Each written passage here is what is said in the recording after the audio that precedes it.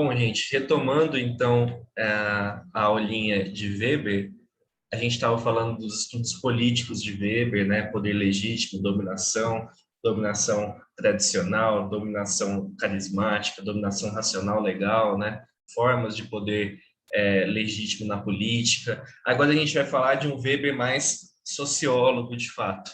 A gente vai falar de um problema social muito importante em Weber, talvez aqui seja uma das questões mais famosas de Weber, que é a questão da racionalidade instrumental.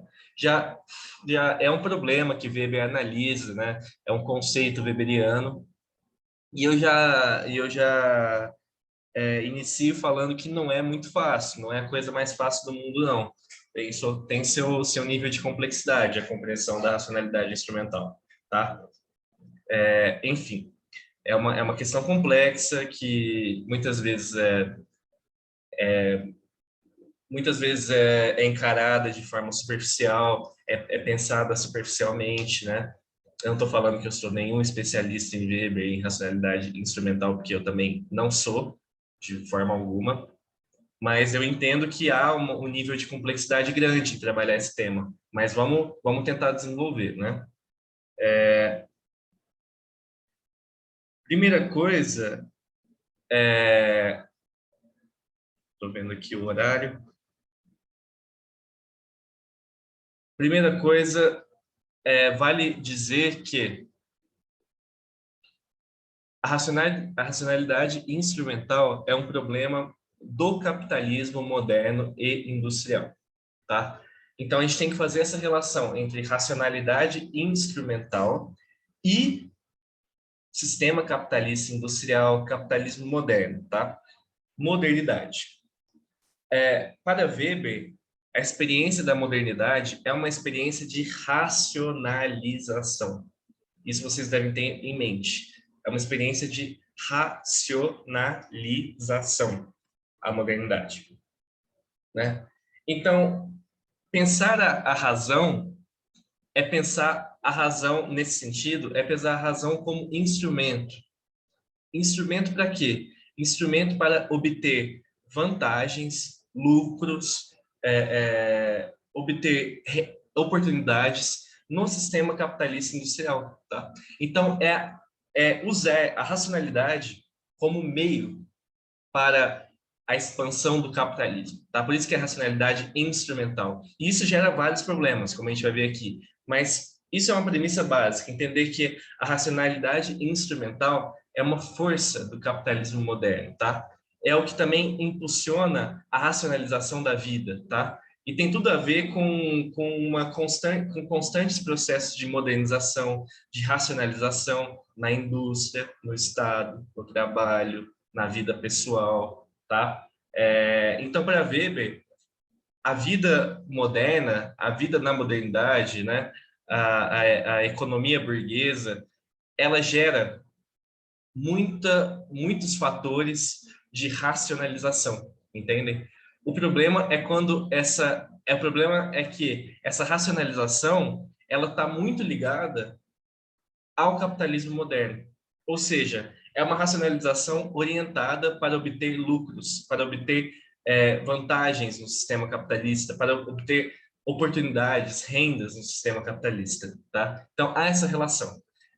Sociedade industrial moderna, que gera uma redução do sentido da vida ao ideal de enriquecimento sem limites, acumulação de dinheiro. Então, é usar a racionalidade como um instrumento para acumular dinheiro, acumular capital, tá? Para gerar progressos tecnológicos, industriais, que vão gerar novos valores, novos capitais, tá? Modernidade. O que significa como conceito, né? Eu coloco aqui no segundo ponto do slide. O que significa racionalidade instrumental? Significa uma constante adequação de meios e fins, pensada técnica e racionalmente. Adequação de meios e fins. Para Weber, a racionalidade instrumental é uma força como eu disse para vocês, muito racional, né? Que gera uma racionalização das condutas humanas, né? Mas é uma racionalização pensada sempre tecnicamente, tá? Pensada sempre de forma fria, técnica, né? Calculista. Isso é o mundo capitalista, né? Isso é o mundo de mercado, por exemplo. Igual eu falei para vocês quando a gente estudou o agir social, as formas de agir social, se você lembrar do agir social orientado a um fim, né?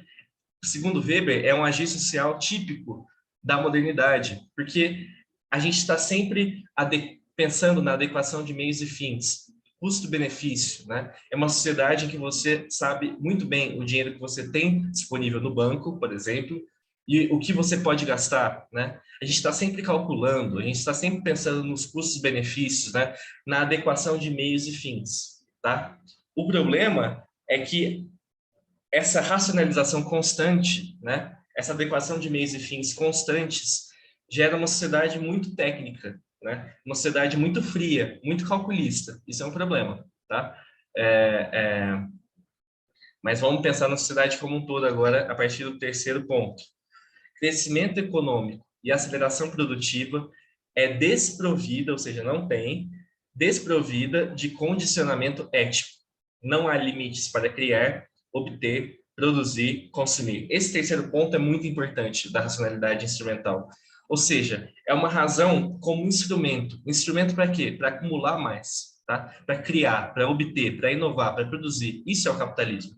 Então, a racionalidade instrumental é uma força típica do capitalismo, tá? Que usa a razão como instrumento para criar, para produzir, para consumir, tá?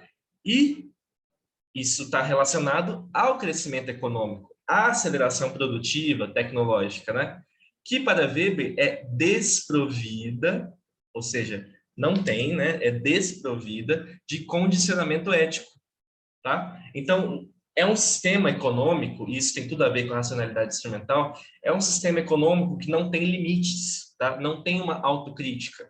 Ele não pensa assim, o capitalismo não para e pensa, para que estou produzindo, né? Para quem estou produzindo?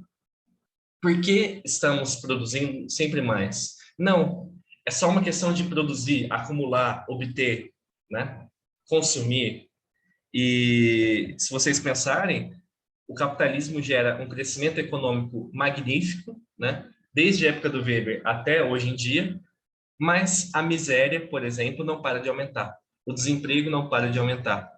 A fome não para de aumentar. Então, que tipo de sociedade é essa? Para Weber, é uma sociedade racional, mas que usa a razão como instrumento para acumulação, para obter coisas, né? Isso impacta a vida dos indivíduos, né? Que tem que acelerar também. Os indivíduos são colocados nessa lógica de aceleração, de produção, de produtividade, entendem?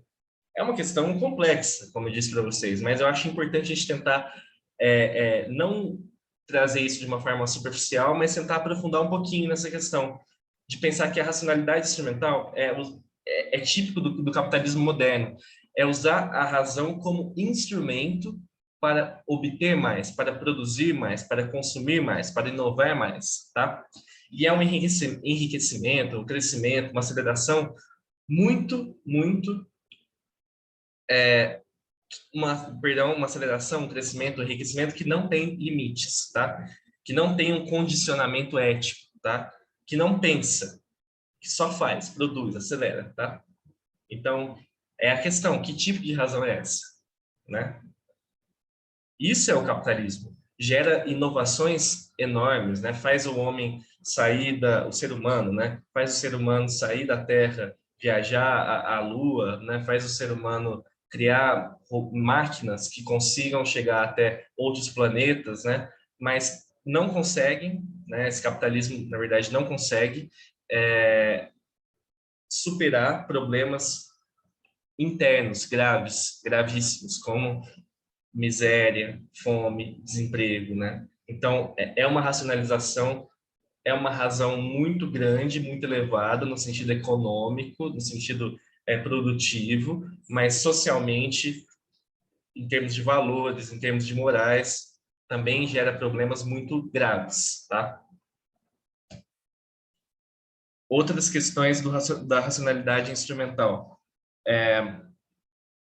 Princípios ordenativos e valiosos da racionalidade instrumental. O que orienta a racionalidade instrumental, que é uma força do capitalismo moderno, né? Que é a utilização da razão como instrumento para o capitalismo moderno, para a acumulação de capital, para a acumulação de renda. Quais são os princípios ordenativos e valiosos da racionalidade instrumental? Sistema, e eu falo de sistema industrial, sistema moderno, sistema que se guia pelos princípios de grandeza, eficiência, eficácia, produtividade, crescimento, tá? Então, a racionalidade instrumental, que é uma força do capitalismo moderno, que impulsiona a vida humana, que determina a vida humana, né, que faz com que a gente entre nessa lógica de enriquecimento, de acumulação sem limites, né? O capitalismo e a racionalidade instrumental se guiam a partir desses princípios, que são princípios de grandeza, né? De aceleração, de grandeza, de crescimento, eficiência, eficácia, produtividade, crescimento. É uma lógica social que só tem esses critérios, né? O capitalismo é bom, a tecnologia, a produção é boa, né? Só se ela obedecer esses critérios, critérios de eficiência, eficácia, produtividade, crescimento, aumento, maiores taxas de lucro, maiores taxas de crescimento econômico, tá? Então, a racionalidade instrumental é uma razão, é a utilização da razão, né? Da razão técnica, da razão tecnológica, da razão econômica, né? É a utilização dessa razão para, perdão, é a utilização dessa razão como instrumento para a expansão do capitalismo moderno, industrial, que se guia pelos princípios de grandeza, eficiência, eficácia, produtividade e crescimento. Segundo, é um sistema que possui uma necessidade de acumulação de renda, recursos, oportunidades, tá? É uma dependência, é uma necessidade, né? Que se guia também a partir desses fatores, acumulação de renda, recursos, oportunidades. Razão instrumental é isso. Razão instrumental é expansão, é maximização, é crescimento, tá? Não importa como, não importa para quê, né? É a utilização da razão para crescer, para inovar, para evoluir. Evoluir entre aspas, né? Porque é uma evolução puramente econômica, puramente tecnológica, mas não social, tá? Necessidade de acumulação de renda, recursos, oportunidades. Último ponto. É a era da hegemonia dos meios técnicos e da crise dos fins lógicos e substanciais. Utilizar a razão como instrumento, nesse sentido, é a hegemonia dos meios técnicos, né?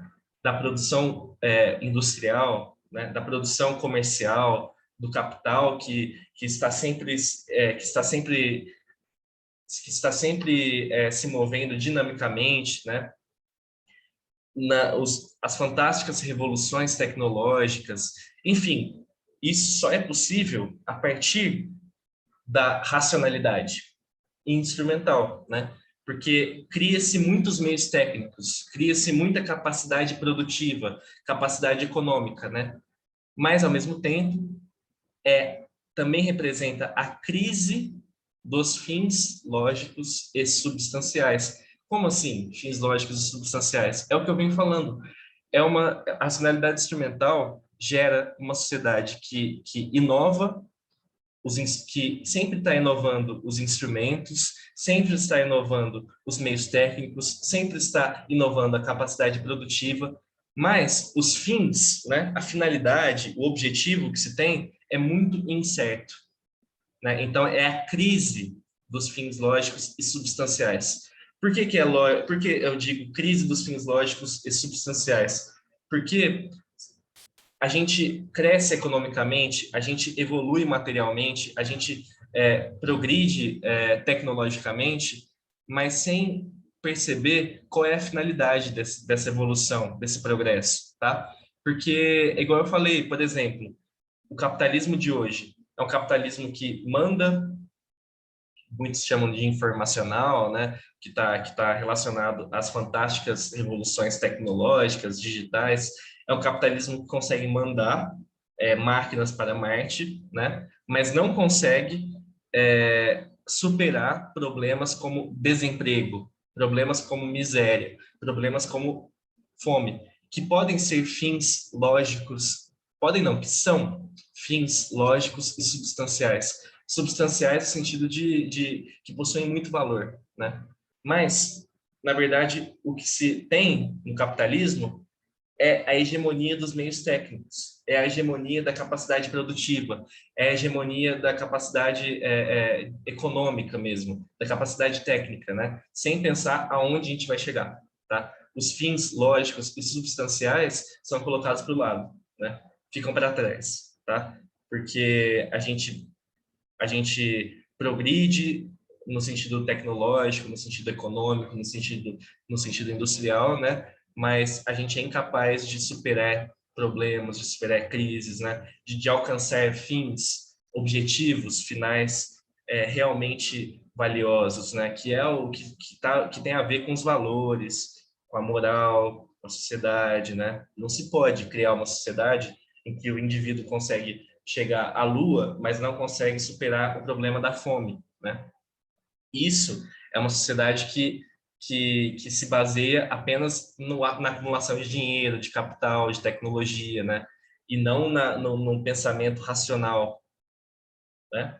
Aí você pode pensar assim, mas não é racional? A gente está falando de racionalidade instrumental? Sim, mas é uma razão, é racional só no sentido técnico, não no sentido moral. Essa é a questão, tá? É uma razão apenas técnica, apenas na indústria, apenas na economia, apenas no mercado financeiro. Aí é razão, mas é uma razão técnica. Não tem uma razão substancial, moral, né? Por quê? Porque gera muitos problemas, gera muitas crises, né? Esse capitalismo, tá? Fome, desemprego, miséria. Então, você tem que pensar nessa dualidade, tá? Razão técnica, razão econômica, vamos dizer assim, razão produtiva, razão capitalista, por um lado, e irracionalidade, né? E irracionalidade moral, social, porque gera problemas, gera crises, né? Que o próprio sistema não consegue, não consegue superar. Então, eu sei que é uma questão, às vezes pode ser difícil, e qualquer coisa vocês me dão um toque se tiverem dúvidas. Efeitos da racionalidade instrumental, ou seja, consequências sociais. Trata-se de uma sociedade muito técnica, né, na época de Weber e até hoje é assim, né, a tal da tecnocracia. Trata-se de uma sociedade muito técnica, tá, que gera frieza mesmo técnica.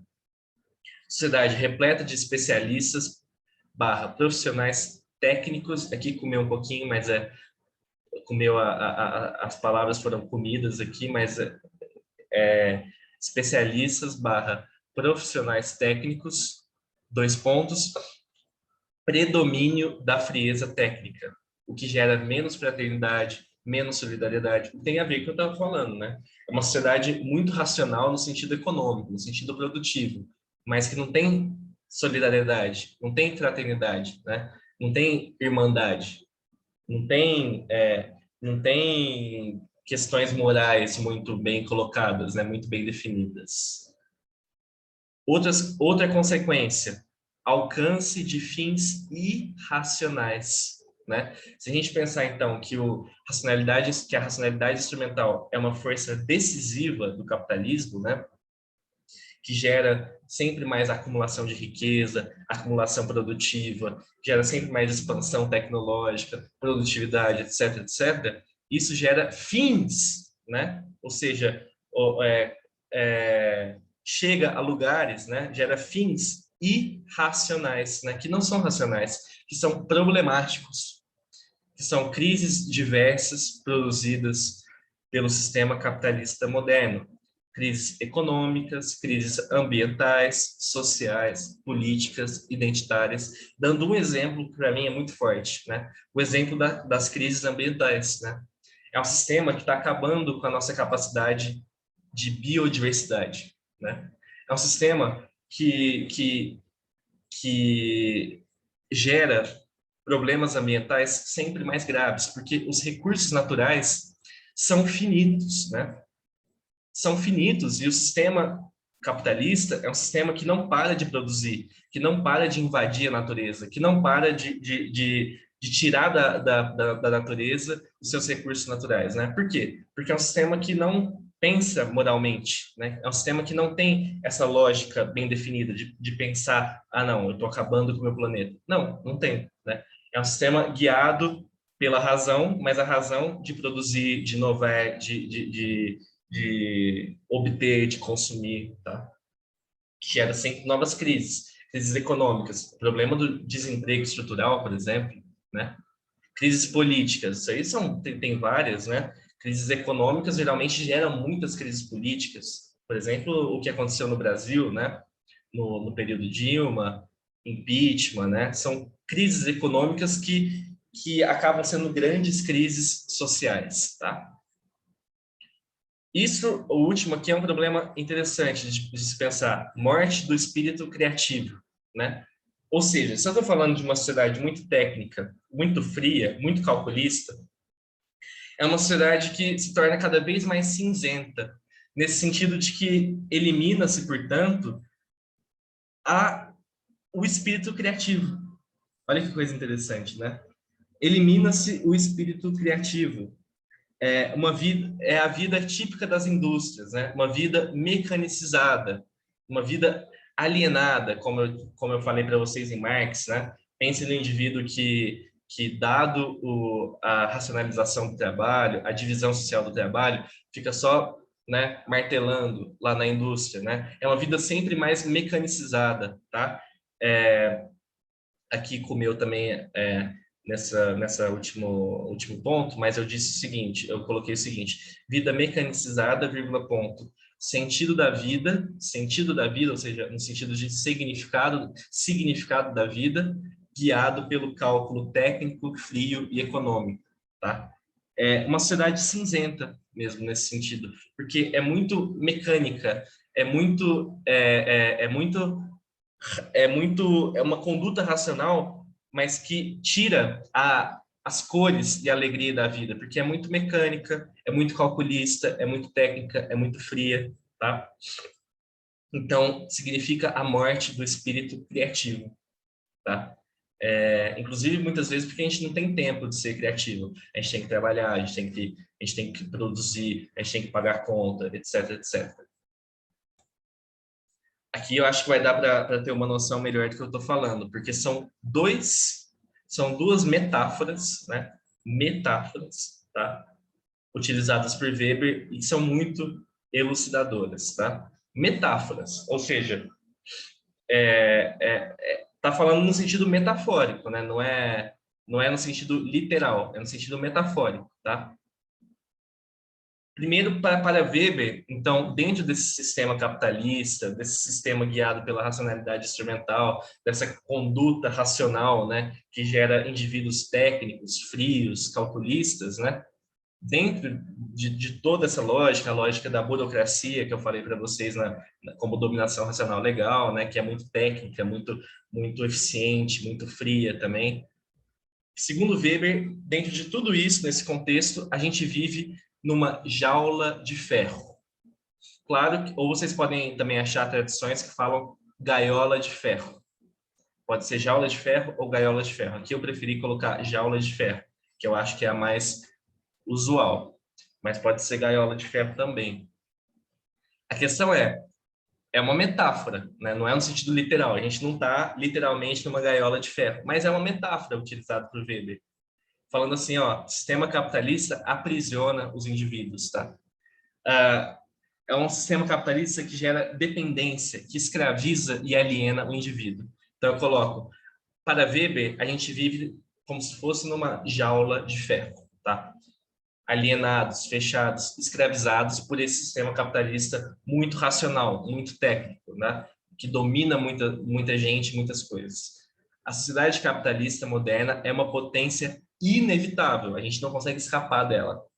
que escraviza e aliena o indivíduo, gera dependência produtiva e econômica. Ou seja, é uma sociedade que se guia a partir da lógica do crescimento, que se guia apenas a partir da lógica do crescimento, né? Então gera dependência produtiva e econômica, né? É uma sociedade muito fria, muito técnica, tá? E é uma potência inevitável que escraviza e aliena o indivíduo, como se a gente estivesse preso numa gaiola de ferro, numa jaula de ferro.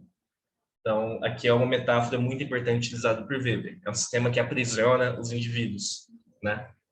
Pensem num passarinho preso numa jaula de ferro, por exemplo, né? Que liberdade ele tem?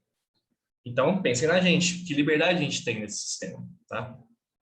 Um sistema que se movimenta, que se dinamiza apenas a partir dos princípios de grandeza, de eficiência, produtividade, eficácia, crescimento. Será que a gente tem muita escolha? Será que a gente tem muita liberdade? Perdão, estou espirrando muito hoje. Bom, segunda metáfora, né? Segunda colocação de Weber. Vivemos em um mundo onde impera esse sentimento de desencantamento do mundo, né? Vida na modernidade está cada vez mais distanciada da religião. Indivíduo apático, frio, que não se encanta com nada, né? Ou seja, a gente está falando de uma sociedade muito técnica, muito fria, né? Muito calculista. O que isso vai acontecer? O que isso vai gerar para os indivíduos? Os indivíduos também muito apáticos, indivíduos também muito apáticos, frios, né? Que não se encantam com nada, que vivem no mundo de desencantamento, tá? Inclusive, a modernidade, dada a sua capacidade de racionalização, de frieza técnica, né? É um período histórico, a modernidade, em que se tem um distanciamento da religião, né? A religião era muito forte na antiguidade, na Idade Média, como a gente viu em filosofia, né? A filosofia na Idade Média era só uma filosofia, não vou falar só, né? Mas a filosofia na Idade Média era uma filosofia religiosa, porque a sociedade era muito religiosa. Na modernidade, há um distanciamento do indivíduo e religião. Há um distanciamento, tá? O indivíduo sai bastante da religião para viver no mundo industrial, no mundo capitalista, no mundo político, no mundo do Estado, tá? No mundo da administração pública e privada. Então, há esse distanciamento. E, portanto, há uma perda, podemos dizer assim, da metafísica da religião, né? Porque a religião gera um encantamento muito forte, gera uma metafísica muito forte, né? A religião gera esse poder de encantar o crente e tal. Mas, como eu disse para vocês, a modernidade, a sociedade industrial e nacional que o Weber está analisando, ela é cinzenta, ela é fria, ela é calculista, né? Então, apaga-se um pouco esse poder metafísico e esse poder de encantamento da religião, porque agora os indivíduos vivem em um mundo de desencantamento, tá? Em um mundo de apatia. Então, uma frase bonita de Weber, né? Mas muito dura: a noite do capitalismo, a vida que simboliza, que representa a vida dura do capitalismo o capitalismo significa para Weber, em termos metafóricos também, né? Mas representa para Weber uma noite polar, glacial, sombria e bruta, né? Ou seja, é uma sociedade muito técnica, muito fria e que gera indivíduos apáticos, frios, que não se encantam com nada, tá? E aí vocês podem procurar o que significa, por exemplo, indivíduo blasé, né? Que é um termo utilizado por Simmel. Escreve assim, B-L-A-S-E com acento, tá? Blasé. É um termo utilizado por Simmel para mostrar o indivíduo que mora nas cidades, o indivíduo da sociedade urbanizada, que é blasé, que tem uma atitude blasé, uma atitude apática, uma atitude fria perante a dinâmica da sociedade urbana industrial. Mas, por enquanto, pensem nisso, né? Que o desencantamento do mundo está ligado com o distanciamento da religião e com a reprodução de um indivíduo apático, frio, que não se encanta com nada, né? Que não tem mais brilho em sua vida. E, por último, terminando, a gente vai falar de estratificação social, né? Que cai muito em Enem, cai muito em vestibulares, que é a ideia de diferenciação de classes, né? Diferenciação de classes socioeconômicas, né? E para Weber, e quando eu estou falando de classe, eu estou falando daquelas pirâmides mesmo, tipo essa, né? Classe rica, classe alta, classe média, classe baixa, né? Ricos, pobres. Para Marx, burgueses, quem detém os meios de produção, versus proletários, né? Aqueles que vendem a força de trabalho, operários, né? Classe trabalhadora. Enfim, aí a gente vai falar sobre estratificação social, né? Divisão de classes socioeconômicas para Weber. Weber tem a mesma concepção de Marx, no sentido de que analisa as classes sociais, tá? E aí para por aí também a concordância entre Weber e Marx, porque vocês vão ver que é muito diferente. Mas para Weber, assim como para Marx, a sociedade capitalista é formada por classes sociais, né? Que podem ser classificadas, portanto. Então, como classificar as classes sociais para Weber? Para compreender a posição dos indivíduos nas classes sociais, 2 pontos. Leva-se em consideração os rendimentos, ou seja, os ganhos, a rentabilidade, o patrimônio, o dinheiro que a pessoa tem, né? Poder de consumo, tipo de trabalho exercido, prestígio profissional e posição social conferida. Qual é o seu status, qual é o seu poder, qual é o seu prestígio, né? Lembrem-se que para Marx, por exemplo, Marx está muito mais preocupado com com a propriedade privada, né? Quem detém os meios de produção, que são os burgueses, e aqueles que vendem a força de trabalho, que são os proletários. Weber expande um pouco, né? Expande um pouco essa análise. É importante isso para Weber também, mas Weber está preocupado em compreender também poder de consumo, também rentabilidade, também tipo de trabalho, prestígio profissional, qual é a posição social conferida, status, poder desses indivíduos, para que aí para que aí possamos classificar, né, os indivíduos nas classes sociais, tá? Então, Weber expande um pouquinho a análise de Marx, que tá muito centrada, a análise de Marx, em burgueses e proletariados. Weber expande, né? Weber está preocupado em compreender poder de consumo, prestígio social, tipo de profissão, rentabilidade, rendimentos, ganhos e por aí vai. Com Weber, começa, portanto, a seguinte proposta de classificação da estratificação social: classe alta, média e classe baixa. A estratificação social, ela muda, né? Em diversas sociedades. A gente pode pensar na Índia, a estratificação social é feita por castas, né? São castas. Tem a casta, eu não sei os nomes das castas da Índia, mas tem as castas dos mais poderosos, dos menos poderosos, né?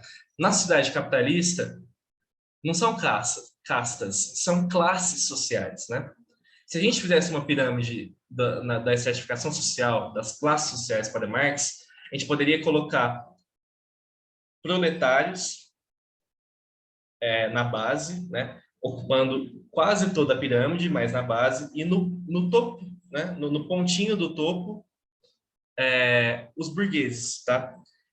Mas, como vocês viram, em Weber, há uma preocupação de maior detalhamento, né? Há mais detalhes na estratificação social pensada por Weber. E aí começa a ideia de classificar a sociedade em mais de duas classes, né? Não é só quem detém os meios de produção e a classe trabalhadora, como pensava Marx. Não. Para Weber, é importante a gente classificar classe A, que é a classe alta, classe B, que é a classe média, classe C, né? Classe baixa. Hoje em dia tem até mais classes, né?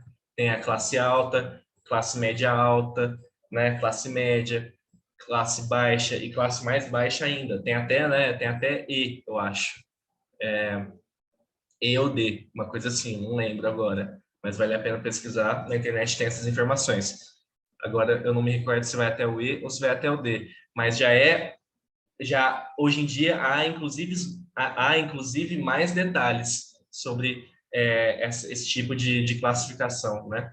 De classe social, de estratificação social. Mas em Weber é um autor muito importante para começar essa ideia de pensar a sociedade de classes, né? De classe alta, classe média, classe baixa, né? Então, se a gente pensar numa pirâmide de Weber, a gente pode desenhá-la da seguinte forma. Correto? Bom, espero que tenha ficado claro, tá? Qualquer coisa, estou à disposição e até a próxima.